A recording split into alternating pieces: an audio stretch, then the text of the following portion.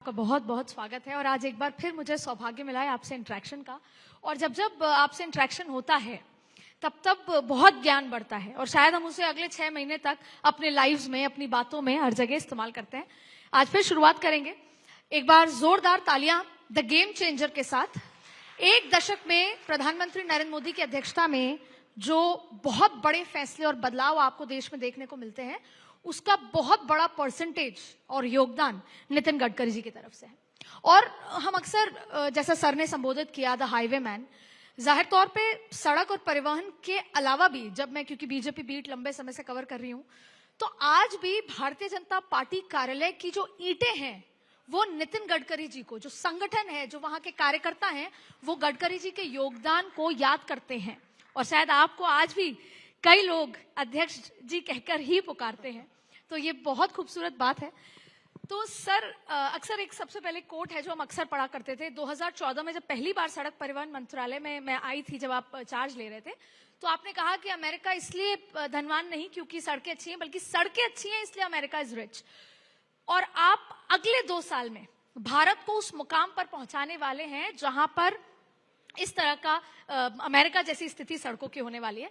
तो आप भविष्य के भारत को कैसे देखते हैं और आपका रोड मैप और आगे क्या है? जॉन एफ कैनेडी जी का वो बहुत ऐतिहासिक स्टेटमेंट था कि American roads are not good because America is rich, but America is rich because American roads are good. Road से प्रॉस्पेरिटी आती है। जी। अगर आपको दिल्ली में देखना होगा तो द्वारका एक्सप्रेस हाईवे, जहां जंगल था, अनेक बिल्डर डेवलपर एनसीएलटी में चले गए थे, आज वो 50-50 हजार करोड़ के मालिक बने हैं और पूरी स्मार्ट दिल्ली वहां तैयार हुई। करीब 10 लाख लोग वहां रह रहे हैं और मुझे लगता है कि देश की सबसे अच्छी टाउनशिप हुई। इसका कारण द्वारका एक्सप्रेस हाईवे बना। बिल्कुल सर। तो रोड से बाकी भी डेवलपमेंट होती है।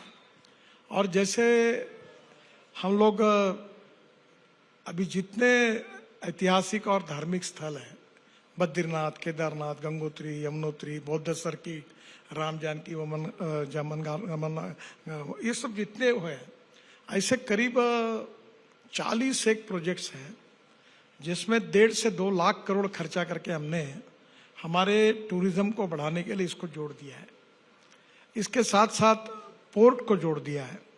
तो सबसे इम्पोर्टेंट चीज यह है कि हमारे देश को अगर आत्मनिर्भर बनाना है, विकसित भारत बनाना है, $5 ट्रिलियन की इकोनॉमी बनानी है और विश्वगुरु बनना है, तो हमारी इकोनॉमिक ग्रोथ को बढ़ाना होगा। जी। और इकोनॉमिक ग्रोथ बढ़ाने में सबसे इम्पोर्टेंट चीज है हमारे एक्सपोर्ट को बढ़ाना होगा और इंपोर्ट को कम करना होगा। एक्सपोर्ट बढ़ाने में सबसे महत्वपूर्ण चीज है कि हमारी जो लॉजिस्टिक कॉस्ट है वो 14 से 16% है और चाइना की लॉजिस्टिक कॉस्ट 8% है। अमेरिका और यूरोपियन कंट्री की 12% है। हमने ये तय किया था कि इस साल दिसंबर के पहले हमारे देश की लॉजिस्टिक कॉस्ट हम सिंगल डिजिट यानी 9% पर लाएंगे। तो ये जो 7% का फर्क पड़ेगा, इससे हम इंटरनेशनल मार्केट में और कॉम्पिटिटिव बनेंगे। और जिसके कारण हम सब पोर्ट को 4 लेन से जोड़ रहे हैं, हाईवे अच्छे बना रहे हैं। जैसे दिल्ली से जयपुर, अब हमारा बीच वाला रोड का भी इनॉग्रेशन करेंगे, 2 घंटे में होगा। दिल्ली से देहरादून 2 घंटे में होगा। दिल्ली से अमृतसर 4 घंटे में होगा। जैसे चेन्नई से बेंगलोर 2 घंटे में होगा, अभी 7 घंटे लगते हैं। तो ये पूरे देश में ऐसे हम कम से कम बड़े प्रमाण पर जो एक्सप्रेस हाईवे एक्सिस कंट्रोल बना रहे हैं, उसके कारण समय बचेगा और फ्यूल बचेगी।